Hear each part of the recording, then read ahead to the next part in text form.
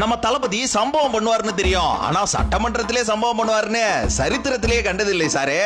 ஒவ்வொரு ஊழலா வெளியில வரும் போது, ஒவ்வொரு வேஷமா கலைஞ்சிரும் போது, எங்களோட தயவுல தான் ஆட்சிக்கு வந்தீங்க அப்படின்னு சுட்டி காட்டின உதயநிதிய இன்னைக்கு ஒரே ஸ்பீச்ல ஒட்டுமொத்த டிஎம்கே ஜாமான்களையும் ஓட விட்டார்ல, அதுதான் எங்க பகவதி.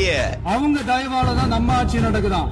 மக்கள் தயவால இந்த ஆட்சி நடந்துகிட்டு இருக்கு. டிஎம்கே ஜாமான்களே, நீங்க தானே சொன்னீங்க பேச மாட்டாரு லியோவை பார்க்கணும்னு. லியோ தாசா நல்லா பாத்தீங்களா?